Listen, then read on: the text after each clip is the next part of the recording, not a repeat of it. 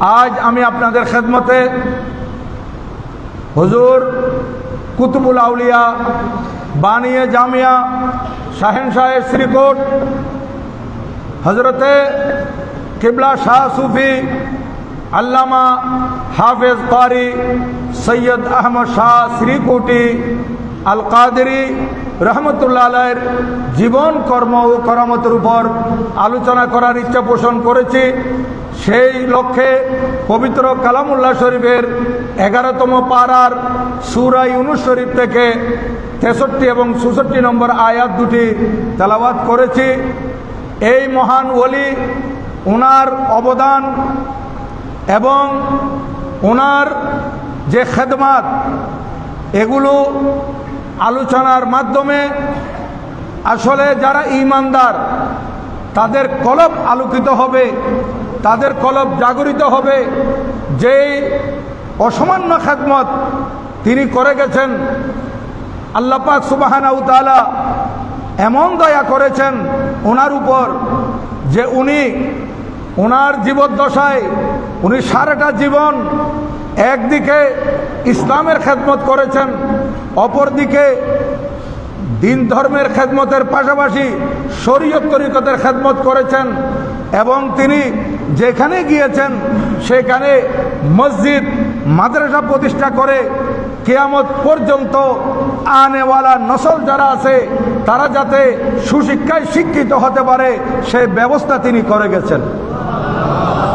আজ ওনার জীবন কর্ম করামতের উপর আলোচনা করার আগে আমি প্রায় সময় আপনাদের খেদমতে আরজ করে থাকি যে আমি সরাসরি যদি শাহেনশাহ শ্রীকোট রহমতুল্লাহ আলাইহির জীবন কর্ম করামতের উপর আলোচনা করি তখন আপনাদের কাছে ভালো লাগবে, যেহেতু আপনারা হুজুর কুতুবুল আউলিয়াকে ভালোবাসেন, আমাদের গৌসে জামা হুজুর কেবলাকে ভালোবাসেন, মওজুদা হুজুর কেবলাকে মহব্বত করেন এবং আপনারা হুজুর কেবলা আলমের মুরিদান।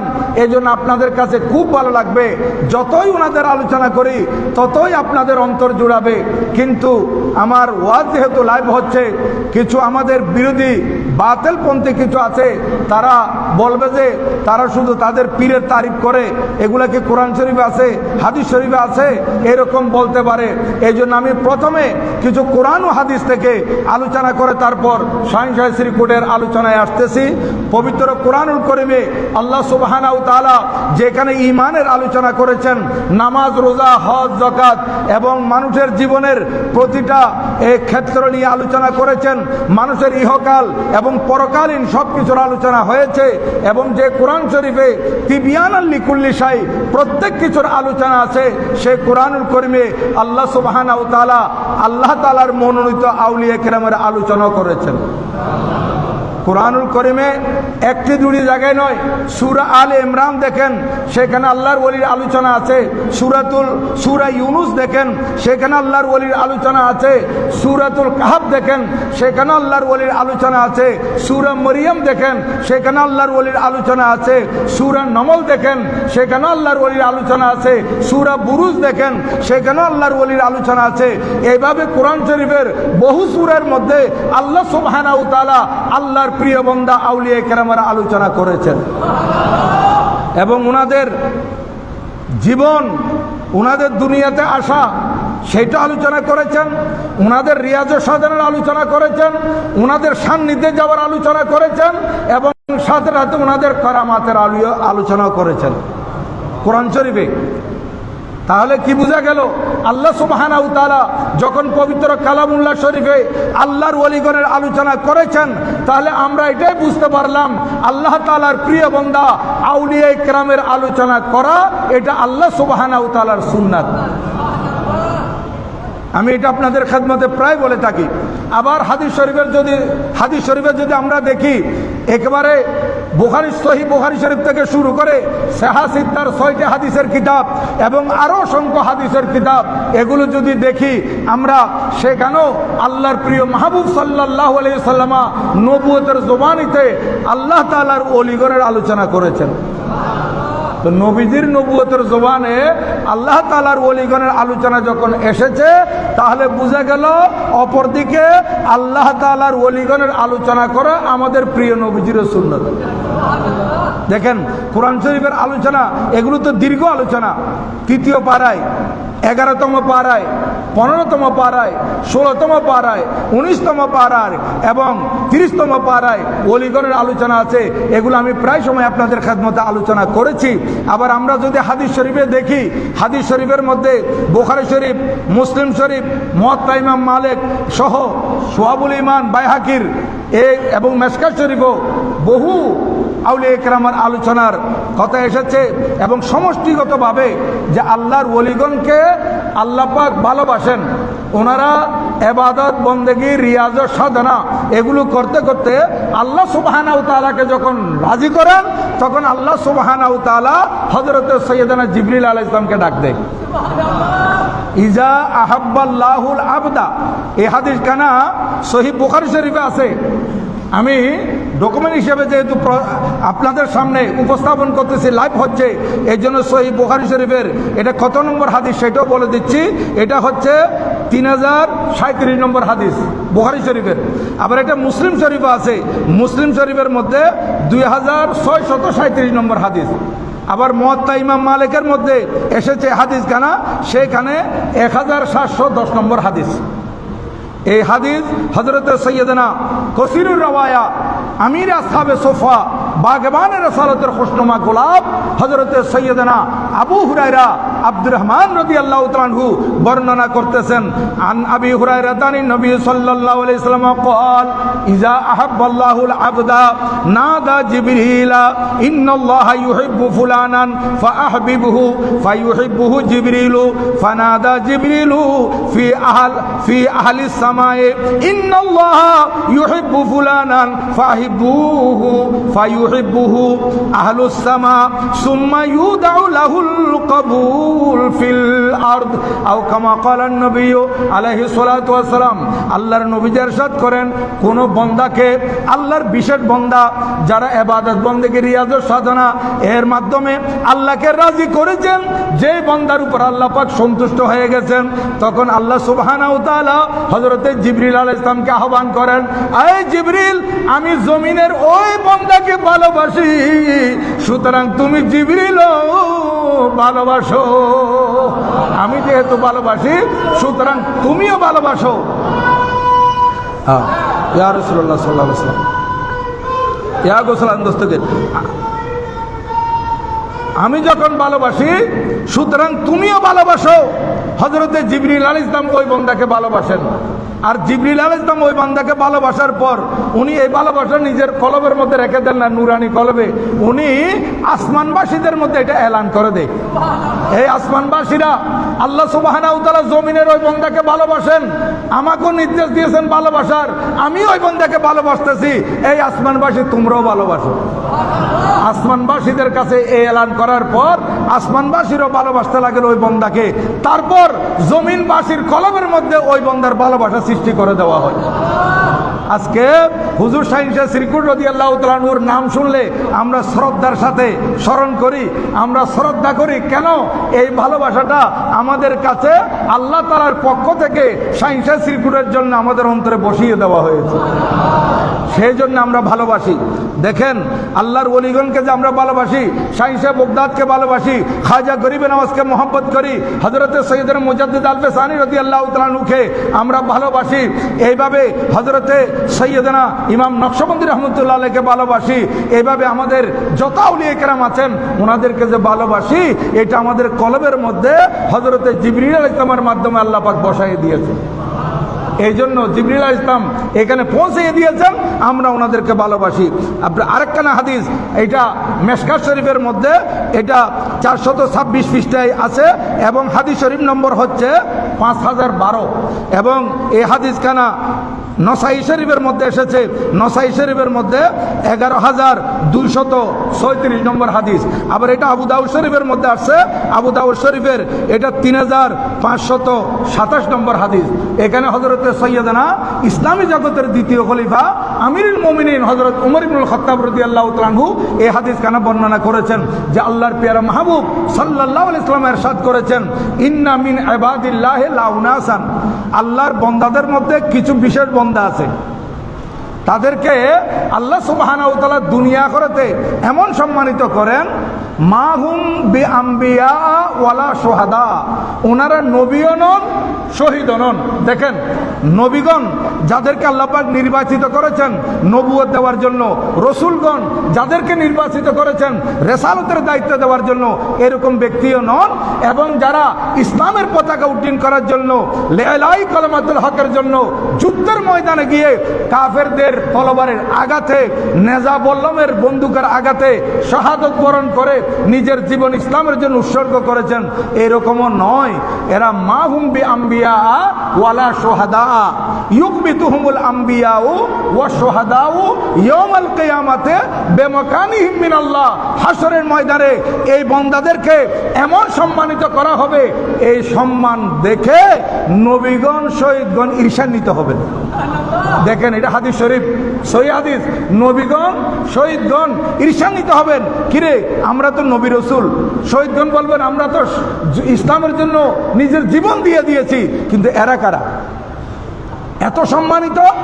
কারণ দেখবেন নবীগণ শহীদগণ যে কিছু বিশেষ বান্দা আছে তাদের জন্য নূরের মিম্বর, ওনারা নূরের মিম্বরে বসবেন। এবং হাদিসে পাকে আসছে, আল্লাহর নবীজি ইরশাদ করেন, ফাওয়াল্লাহ ইন্না উজুহাহুম নারুর। আমাদের হুজুর কেবলা, বর্তমান হুজুর কেবলার নূরানি চেহারা দেখো মানুষ আশ্চর্য হয়।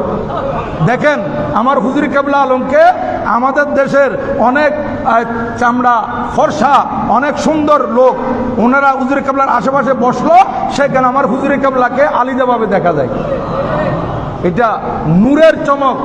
এই যে নূরের চমক ওনাদের চেহারার মধ্যে আছে, এইটা কি বলতেছে? হাশরের ময়দানে ইন্না উজুহাহুম লানূর, ওনাদের চেহারা একেবারে সম্পূর্ণ নূরানি হয়ে থাকবে হাশরের ময়দানে। আল্লাহু আকবার। ইয়াদ ও সালাম দোস্তকে জিন্দাবাদ, জিন্দাবাদ। ওনাদের চেহারা এত নূরানি হবে যে নবীগণ শহীদগণ দেখে ঈর্ষান্বিত হবেন। এবং ওয়াইন্নাহুম লাআলা নূর, ওনারা নূরের উপর থাকবে। এবং লাহুম মুনাবিরুম মিন নূর, ওনাদের জন্য নূরের মিম্বর তৈরি থাকবে। ওই নূরের মিম্বর ওনারা বসবেন একেবারে নূরের উপর। আল্লাহর ওলিদের সম্মান দেখেন, এটা হাদিস শরীফে এসেছে। তাহলে আল্লাহর ওলিগণের আলোচনা কোরআন শরীফে এসেছে, হাদিসে রসুলে এসেছে। তারপরেও যারা বাতিল ফেরকা, যাদের কলব অন্ধকার, এদেরকে শত বুঝালেও তারা বুঝবে না। কিন্তু আপনাদের জন্য বলতেছি। এবার আসেন হুজুর শাহীন শাহ শ্রীকোট রাদিয়াল্লাহু তাআলা আনহু, ওনার জীবন কর্ম আর আলোচনা যদি করতে চাই, তাহলে প্রথমে আসতেছে ওনার জন্ম। ওনার জন্ম তৎকালীন ভারতবর্ষ, তখন তো অখণ্ড ভারতবর্ষ ছিল, ব্রিটিশ শাসন ছিল। এই ভারতবর্ষের মধ্যে এখন বর্তমানে পাকিস্তানের উত্তর পশ্চিম সীমান্ত প্রদেশে হরিপুর ডিস্ট্রিক্টের শেতালু শরীফে হুজুর কেবলা শাহীন শাহ শ্রীকোট রাদিয়াল্লাহু তাআলা আনহু 1852, তিনটি বর্ণনা আসতেছে, অথবা 1856 কিংবা 1857 উনি দুনিয়াতে জন্মগ্রহণ করেছিলেন। আর ওনার প্রাথমিক শিক্ষাটা, উনি যখন একটু বড় হলেন, প্রাথমিক শিক্ষাটা উনি ওনার আব্বা হুজুর হযরতে শাহ সুফি সৈয়দ সদর শাহ রহমতুল্লাহের হাতে নিয়েছিলেন। আবার শাহীন শাহ শ্রীকোট রাদিয়াল্লাহু তাআলা আনহু আমাদের প্রিয় নবীজি সাল্লাল্লাহু তাআলা আলাইহি ওয়াসাল্লামার 37তম বংশের আওলাদ। এবং কারবালার দুলহা, সুলতানে কারবালা, শাহীন শাহ শাহাদাত, ইমামে আরশে মাকাম, সৈয়দুশ শুহাদা হযরত ইমামে হুসাইন আলা জদ্দি আলাইহিস সালাম রাদিয়াল্লাহু তাআলা আনহুর উনি 35তম বংশের আওলাদ। উনি হুসাইনি। এই শাহীন শাহ শ্রীকোট রাদিয়াল্লাহু তাআলা আনহু উনি প্রাথমিক শিক্ষাটা আব্বা হুজুরের হাতে নিলেন। তারপর সেখানে উনি কোরআন শরীফের নাজারা থেকে শুরু করে কোরআন শরীফ হেফজ করেছেন, দাওর করেছেন, আরও কিছু লেখাপড়া করেছেন। এরপর সেই সময়কালীন ভারতবর্ষের বড় বড় মাদ্রাসা থেকে উনি কোরআন হাদিসের শিক্ষা লাভ করেছেন, এলমে দ্বীন অর্জন করেছেন। এবং হযরতে শাহীন শাহ শ্রীকোট রাদিয়াল্লাহু তাআলার জীবনের মধ্যে আসতেছে 1880 সালে উনি মুমতাজুল মুহাদ্দিসিন হিসেবে সনদ পেয়েছিলেন। মুমতাজুল মুহাদ্দিসিনের সনদ অর্জন করেছিলেন। উনি বড় মুফতি হয়েছেন, বড় ফকি হয়েছেন, বড় মুহাদ্দিস হয়েছেন। এরপরে উনি সৈয়দ বংশের মসওয়ানি গোত্রের একজন আল্লাহর নবীজির আওলাদ শাহজাদির সাথে উনি বিবাহ বন্ধনে আবদ্ধ হলেন। এরপর উনি সেই বৈবাহিক এই সংসার উনি চালিয়ে গেছেন আরও প্রায় সেখানে এই দেশের মধ্যে ছিলেন 6-7 বছর। 1878 বা 88 দিকে উনি সাউথ আফ্রিকার দিকে ব্যবসার উদ্দেশ্যে গিয়েছিলেন। শুধু ব্যবসার উদ্দেশ্য নয়, উনাকে আল্লাহ পাক যে এলম দান করেছিলেন, যে নূর দান করেছিলেন, এই এলম এবং নূরকে কাজে লাগিয়ে উনি ভিন্ন ধর্মের মানুষকে ইসলামের দিকটায় দীক্ষিত করার উদ্দেশ্যে তিনি সফর করেছিলেন। একদিকে ব্যবসা, অন্যদিকে দিন ধর্মের খেদমত। উনি সাউথ আফ্রিকার মধ্যে সেখানে ক্যাপটন, জাঞ্জিবা, এই বন্দর এলাকা, মোম্বাসা, এগুলোর মধ্যে তিনি ব্যবসা করেছেন সফলভাবে। এবং সাথে সাথে সেখানে খ্রিস্টাঙ্গ যারা অমুসলিম তাদেরকে ইসলামের দাওয়াত দিয়েছেন। শাইখ শ্রীকুট রাদিয়াল্লাহু তাআলা আনহুর ইসলামের দাওয়াতে অসংখ্য খ্রিস্টাঙ্গ তারা ইসলাম ধর্ম কবুল করে ইসলামের সুশীতল ছায়াতলে আশ্রয় নিয়েছিল। এভাবে হুজুর শাইখ শ্রীকুট রাদিয়াল্লাহু তাআলা আনহু উনি ব্যবসাও করতেছেন এবং দিন ধর্মের খেদমতও করতেছেন। মানুষদেরকে ইসলামের দাওয়াত দিয়ে ইসলামের সুশীতল ছায়াতলে নিয়ে আসতেছেন। শাইখ শ্রীকুট রাদিয়াল্লাহু তাআলা আনহু সফল ব্যবসায়ী হিসেবে পরিগণিত হয়েছিলেন। এবং উনি সেখানে 1911 সালে সে সাউথ আফ্রিকার মধ্যে একটি মসজিদ তৈরি করেছিলেন। সে মসজিদ কেন তৈরি করেছিলেন? যে অসংখ্য খ্রিস্টাঙ্গ যারা ইসলাম কবুল করেছে তাদের নামাজের একটা স্থান হবে এবং দিন ধর্ম প্রচারের জন্য এটা একটা সেন্টার হবে। সেখানে হুজুর শাইখ শ্রীকুট রাদিয়াল্লাহু তাআলা আনহু সেটা করে দিলেন এবং সেইটার দায়িত্ব হুজুর কেবলার ভাই হযরতে শাহ সুফি সৈয়দ ইউসুফ শাহ রহমতুল্লাহ আলাইহিকে দিয়ে উনি এই 1912 সালে স্বদেশ প্রত্যাবর্তন করেন, নিজের দেশে চলে আসছেন 1912 সালে। তো 1912 সালে আসার পর তিনি হুজুর কেবলার আহলিয়া সাহেবা রহমতুল্লাহ আলাইহার নির্দেশে উনি হরিপুরে, পাকিস্তানের হরিপুরে, বাড়ি থেকে প্রায় 18 মাইল দূরে হরিপুরের মধ্যে হরিপুর টাউনে একটা দোকান দিয়েছিলেন, কাপড়ের দোকান। সে 1912 সালে উনি কাপড়ের দোকান দিয়ে সেখানে ব্যবসা শুরু করলেন। একদিন দেখতেছেন একজন বুজুর্গ ব্যক্তি, উনি একবার এদিকে যাচ্ছেন একবার ওদিকে যাচ্ছেন, ওনাকে একটু চিন্তিত দেখাচ্ছে, উনি টেনশন ফিল করতেছেন, পাইচারি করতেছেন। এটা দেখে উনি দোকান থেকে বের হলেন। বের হওয়ার পর উনি হুজুরকে বললেন যে হুজুর আপনি এদিকে এদিকে ঘুরে ফিরে করতেছেন এবং মনে হচ্ছে আপনি চিন্তিত, ব্যাপার কি? তখন উনি হচ্ছেন গৌসে জমা হজরতে খাজেগান খলিফায়ে শাহজিলান হুজুর খাজা আব্দুর রহমান চৌরবি খিজরি আলবী রহমতুল্লাহ আলাই। উনি বললেন যে আমি এখানে একটা মসজিদ করতেছি, এই ব্যাপারে আমি একটু টেনশনে আছি, কিভাবে এটা সফল করা যায়, এই মসজিদটা নির্মাণ করার জন্য আমি একটু ব্যস্ত। এই কথা শুনে হুজুর তাড়াতাড়ি দোকানে গিয়ে কেস থেকে, সেই সময় 1912 সাল আর আজকে হচ্ছে 2026 সাল, 1912 সালে 100 টাকা খাজা চরবি রাদিয়াল্লাহু তাআলা আনহুর হাতে তুলে দিয়েছেন মসজিদের জন্য। কোন সময়?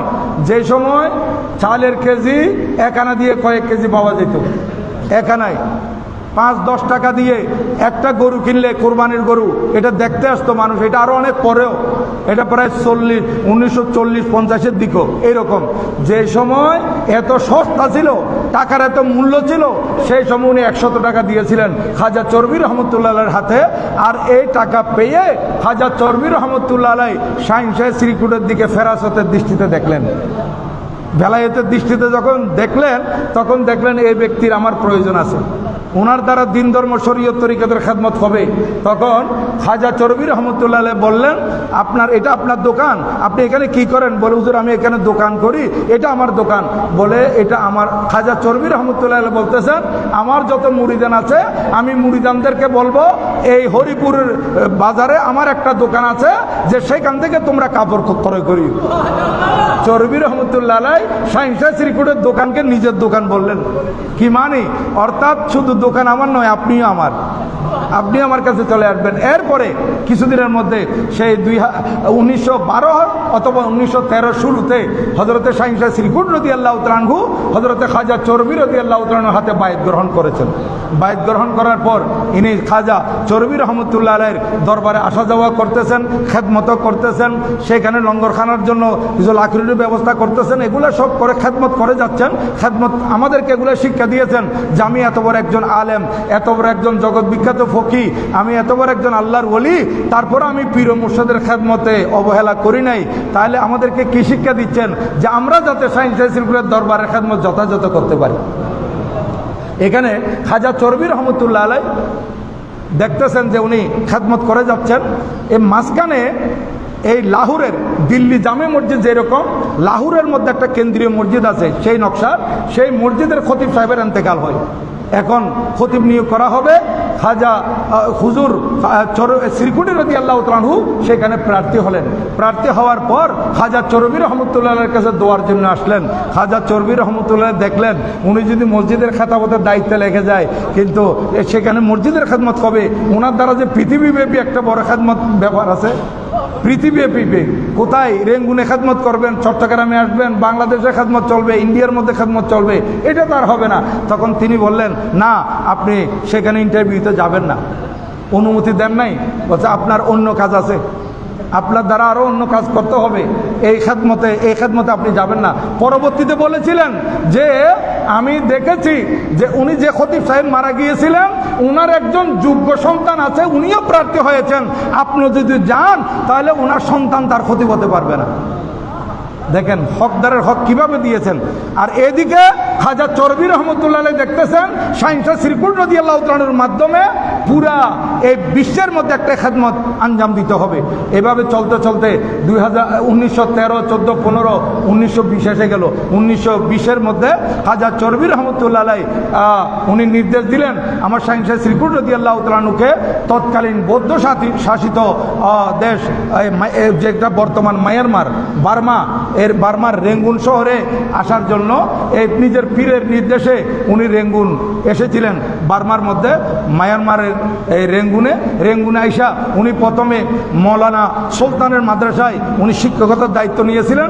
পরবর্তীতে সেই রেঙ্গুনের মধ্যে প্রসিদ্ধ বাঙালি সুন্নি জামে মসজিদ, সেই মসজিদের মধ্যে উনি ইমাম খেতাবতের দায়িত্ব নিয়েছেন এবং সেখান থেকেই উনি সেখানে দিন ধর্ম মিল্লাত মজাবের খেদমত করেছেন এবং ওখানে অনেক ওনার করামত ওখানে পরিলক্ষিত হয়েছে। সেখানে খেদমত করতেছেন। খেদমত করতে করতে দেখা গেল হযরতে খাজা চরবি রহমতুল্লাহের কথা নিজের মুসল্লি যারা আছেন ওনাদেরকে উনি বলতে লাগলেন। এই বলতে বলতে শেষ পর্যন্ত এই মুসল্লিরা খাজা চরবি রহমতুল্লাহের হাতে বায়াত গ্রহণ করার জন্য তারা ইচ্ছা পোষণ করলে শ্রীকুটি রাদিয়াল্লাহু তাআলা আনহু লিখলেন চরবি রহমতুল্লাহের হাতে যে হুজুর এখন আপনার কথা আমি এখানে বলেছি, আমি আপনার মুরিদ, এখন আপনি আপনার হাতে তারা বায়াত হতে যাচ্ছে, কিভাবে বায়াত হবে? তখন খাজা চরবি রহমতুল্লাহ একটা সুযোগ করে দিলেন যে তাদেরকে আমার এখানে চৌহর শরীফ আসতে হবে না, আমি আপনার কাছে একটা চাদর মোবারক পাঠাচ্ছি। চাদর এটা পাকড়িরও হতে পারে, রুমালও হতে পারে, একটা চাদর মোবারক। এই চাদর মোবারকের এক পাশ আপনি ধরবেন, আরেক পাশ যারা বায়াত হবে তাদেরকে ধরাবেন। এটা তার যত রক্ত হতে হবে, এই তার যত রক্তের মধ্যে তারা আপনার হাতে ওই চাদর মোবারক ধরে যখন বায়াত হবে আপনি বায়াত করাবেন, ওই মুরিদগুলো আমার হিসেবে পরিগণিত হবে। বায়াত আপনার হাতে হবে কিন্তু মুরিদ আমি চরবির হবে। এইভাবে যেতে যেতে 2-1 বছর গেল। খাজা চরবি রহমতুল্লাহ আলাই ইতিমধ্যে ওনার লিখিত হাতের লিখা পাণ্ডুলিপি মজমুয়ে সলাওয়াত রাসূল হুজুর কেবলার কাছে পাঠিয়ে দিয়েছেন শাহিন শাহ শ্রীকুটের কাছে এবং বলেছেন এটা যতদিন ছাপা হবে না ততদিন আপনি বাড়িতে আসবেন না, এটা ছাপা হলে তারপর আপনি বাড়িতে আসবেন। আর এদিকে 1923 সালের দিকে হজরতে খাজা চরবি রহমতুল্লাহ আলাই হজরতে আপনার আমাদের শাহিন শাহ শ্রীকুট রাদিয়াল্লাহু তাআলা আনহুকে এই খেলাফত দিয়ে দিলেন 23 সালে। 1923 সালে খেলাফত দিয়েছেন, 24 সালে খাজা চরবি রহমতুল্লাহ আলাইহি ইন্তেকাল করেছেন। দেখেন, নিজের পীর মুর্শিদ ইন্তেকাল করেছেন আর নিজে বর্মার মধ্যে আছেন। যেহেতু পীর মুর্শিদের নির্দেশ, আসা যাবে না ওই মজমুয়ে সরাওয়াতুর রাসূল যতক্ষণ পর্যন্ত ছাপানো হবে না ততক্ষণ উনি ফেরত আসবেন না। এইভাবে 24-এর পর 25, 26, 27, 28-এর মধ্যে হুজুর কেবলা শাহিন শাহ সিরকুট রাদিয়াল্লাহু তাআলা আনহুর বড় শাহজাদা সৈয়দ মোহাম্মদ সালেহ রহমতুল্লাহ আলাইহি, যেটা আমাদের বানিয়ে জশ্নে জুলুস হুজুর কেবলার ভাই, উনি ইন্তেকাল করেছেন। হযরত সৈয়দ মোহাম্মদ সালেহ রহমতুল্লাহ আলাইহি ইন্তেকাল করেছেন। এই খবর যখন হুজুরের কাছে পৌঁছলো তখন হুজুর তো আসতে পারতেছেন না, এত দূরে। এখন হুজুর একদিন আসরের নামাজের পর ওনার জানাজা হবে, আর এদিকে শাহিন শাহ সিরকুট রাদিয়াল্লাহু তাআলা আনহু আসরের নামাজ পড়ার পর সে নিজের হুজরার মধ্যে যাওয়ার সময় বলে দিয়েছিলেন, আমাকে একটু একাকী থাকতে দিতে হবে, আমার কাছে এখন কেউ আসবেন না, আমি একাকী একটু থাকবো আমার হুজরার মধ্যে। তো সবাই চলে গেল, হুজুর একাকী সেখানে অবস্থান করতেছেন।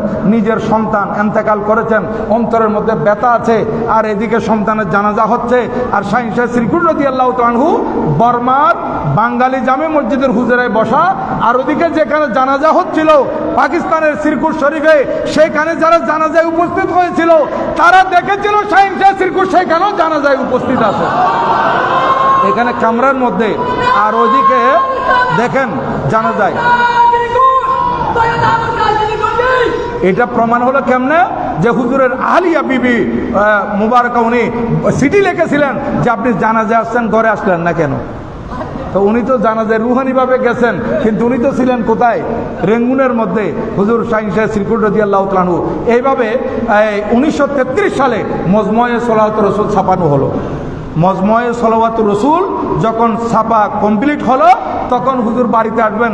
এই ছাপা শেষ হইতে হইতে 33 সালে ছাপা শেষ হয়েছে, দেখতে দেখতে 34 সাল 1935 সালের মধ্যে হুজুর বাড়িতে এসেছেন। বাড়ির দিকে রওনা হয়েছেন। হুজুরকে তাহনিয়াতনামা দেওয়া হয়েছিল যে 15 বছর পর, প্রায় 16 বছর পর উনি বাড়িতে যাচ্ছেন, ওনাকে তাহনিয়াতনামা দেওয়া হয়েছিল। সেখানে আছে যে 1016 বছর উনি এক রেঙ্গুনের মধ্যে ছিলেন। এরপর এই রেঙ্গুনে থাকা অবস্থায় আমাদের বাংলাদেশেরও, চট্টগ্রামেরও অনেক সেই সময়ের অনেক ভাইরা হুজুরের হাতে মুরিদ হয়েছিলেন। সে হুজুরের হাতে মুরিদ হওয়ার সুবাদে হুজুরকে চট্টগ্রামে দাওয়াতও দিয়েছিলেন। বিশেষ করে ইঞ্জিনিয়ার আব্দুল খালেক রহমতুল্লাহ আলাইহি সহ আরও যারা যারা ছিলেন, ওনারা হুজুর কেবলাকে চট্টগ্রামে দাওয়াত দিয়েছিলেন। তখন হুজুর কেবলা এই চট্টগ্রাম, এই বার্মা থেকে পাকিস্তান যাওয়ার পথে, তৎকালীন তো ভারতবর্ষ, বর্তমান পাকিস্তান আর কি, পাকিস্তান যাওয়ার পথে হুজুর কেবলা চট্টগ্রামে যাত্রা বিরতি করতেন। চট্টগ্রাম এইভাবে আপনার ক্যালকাটা হয়ে হুজুর কেবলা যেতেন, এই চট্টগ্রামের মধ্যে যাত্রা বিরতি করতেন। এই চট্টগ্রামের যাত্রা বিরতি করাকালে হুজুর কেবলা কুহিনুর প্রেসের মধ্যে সেখানে থাকতেন, কুহিনুর মঞ্জিলে। আর সে থাকা অবস্থায় সেই সময় হুজুর কেবলা এই চরবি রহমতুল্লাহ যে 1924 সালে ইন্তেকাল করেছেন, আর এদিকে 1925 সালে শাহিন শাহ সিরকুট রাদিয়াল্লাহু তাআলা আনহু ভাইদেরকে একত্রিত রাখার জন্য একটা আঞ্জুমান তৈরি করে দিয়েছিলেন, আঞ্জুমান শুরায়ে রহমানিয়া। আঞ্জুমান শুরায়ে রহমানিয়া, আর সেটার ব্রাঞ্চ করে দিয়েছেন 1935 সালে যেখানে যাত্রা বিরতি করতেন, সেই সময় চট্টগ্রামের মধ্যেও সেটার একটা ব্রাঞ্চ করে দিয়েছিলেন, যাতে করে ভাইরা এই আঞ্জুমানের দ্বারাই এখানে দিন ধর্মের খেদমত করতে পারে। এভাবে চলতে চলতে হুজুর কেবলা 1941 সাল পর্যন্ত সেই বার্মায় আসা যাওয়ার মধ্যে ছিলেন। 41 সালের ডিসেম্বরে, যে সময় বিশ্বযুদ্ধের মধ্যে সেখানে বোম পড়বে, এর আগে হুজুর কেবলা নিজের মুরিদানকে এবং যারা বাইরে ছিলেন তাদেরকে ঘোষণা দিয়েছেন যে তোমরা এখান থেকে চলে যাও, তাড়াতাড়ি চলে যাও, আমিও চলে যাব, তোমরাও চলে যাও। হুজুর কেবলা নির্দেশে যারা যারা চলে এসেছিল তারা বেঁচে গিয়েছিল, কিন্তু যারা আসে নাই তারা বড় মুসিবতে পড়েছিল। আসলো, বেঁচে আসলো, তারা প্রাণ হাতে নিয়ে বেঁচে এসেছিল। তো এরপর থেকে হুজুর কেবলা শাহিন শাহ সিরকুট রাদিয়াল্লাহু তাআলা আনহু আর বার্মায় সেদিকে আর যান নাই, তখন বাংলাদেশে আসতে লাগলেন। এই 42 থেকে 42 শাবান হুজুর কেবলা বাংলাদেশে আসতেছেন। এইভাবে শাহিন শাহ সিরকুট রাদিয়াল্লাহু তাআলা আনহু আস্তে আস্তে এখানে হুজুর কেবলার মুরিদও বাড়তেছে, দিন ধর্মের খেদমত চলতেছে। এভাবে হুজুর কেবলাকে বিভিন্ন জায়গায় নিয়ে যাওয়া হচ্ছে। এই আপনারা জানেন সংক্ষেপে বাঁশখালীর মধ্যে যখন হুজুর কেবলাকে নিয়ে যাওয়া হয় বাঁশখালী পুইশরিতে, সেখানে দরুদ শরীফের যে আমরা আয়াত পড়ি, হুজুর কেবলা আয়াত পড়েছেন। আমি একেবারে সংক্ষেপে বলতেছি, এই আয়াত পড়ার পর কেউ দরুদ শরীফ পড়ে নাই। তখন হুজুর কেবলা বুঝে গেলেন এখানে মানুষের কলবকে বাতিলেরা অন্ধকার করে রেখেছে। নবীর প্রেম এটা আলোকিত হতে দেয় নাই, জাগরিত হতে দেয় নাই, আমাকে সে ব্যবস্থা করতে হবে। হুজুর কেবলা খুব টেনশনে ছিলেন। সেই সময় হুজুর কেবলা নাকি সেই সময় খানাও কবুল করেন নাই। হুজুর কেবলা খুব টেনশনে। তারপর চট্টগ্রাম আইসা বলেছিলেন আমাকে একটা জায়গা দেখাই দাও, এখানে একটা মাদ্রাসা করতে হবে। মাদ্রাসাটা এমন হতে হবে মসজিদ বি হো, তালাব বি হো, শহর বি না হো, গাঁও বি না হো। এটা শহরে পরিপূর্ণ শহর হবে না, একেবারে গ্রামও হবে না, এটা মসজিদও থাকবে, এটা পুকুরও থাকবে। সেই সময় হুজুর কেবলা শাহিন শাহ শ্রীকুটকে হুজুরের ভক্ত মুরিদেরা কোথায় মিরসরাই, কোথায় পতেঙ্গা, কোথায় রৌজান, বিভিন্ন জায়গায় নিয়ে গেছেন। কোনো জায়গা হুজুরের পছন্দ হয় না, কারণ হুজুরের কেবলাকে তো এই জায়গা মাদ্রাসার জন্য আগে দেখানো হয়েছে। আল্লাহর পেয়ারা মাহবুব সাল্লাল্লাহু আলাইহি ওয়াসাল্লামের পক্ষ থেকে এটা দেখানো হয়েছে। এই জন্য হুজুর কোনো জায়গায় যেটা হুজুর কেবলাকে দেখানো হয়েছে সেই জায়গা পাচ্ছেন না। তারপর সেই সময় হুজুরের কেবলার মুরিদানরা যখন এখানে নিয়ে আসলেন তখন হুজুরের কেবলা বলেছেন হ্যাঁ এই জায়গা যেটা আমাকে দেখানো হয়েছিল। তখন এই এলাকার যারা যারা ছিলেন, আমাদের সেক্রেটারি মহোদয় আব্বাজান সহ, আমাদের এদিকে আব্দুল মোনাফ সাহেব সহ যারা যারা ছিলেন, আমি প্রত্যেকের নাম তো জানি না, ওনারা এই হুজুরে কেবলা যখন এই জায়গা পছন্দ করলেন তখন ওনারা হযরতুদ্দিন সাহেব রহমতুল্লাহ আলাইহি মরহুম মকফুর ওনার কাছে আসলেন এবং এই মাদ্রাসা করবেন শাহিন শাহ শ্রীকুট রাদিয়াল্লাহু তাআলা আনহু। এই কথা বলার পর তিনিও সম্মতি দিলেন যে হুজুরের কাছে যতটুকু জায়গা লাগে আমি মাদ্রাসার জন্য দিয়ে দেব। এই মাদ্রাসা, এই জামিয়া, এই ভিত্তিপ্রস্তর হয় এটা 1954 সালে এই মাদ্রাসা করতেছেন। সেই সময় মাদ্রাসা করার আগে হুজুর একটা আঞ্জুমান করে দিয়েছেন, আঞ্জুমানে আহমদিয়া সুন্নিয়া, আঞ্জুমানে আহমদিয়া সুন্নিয়া একটা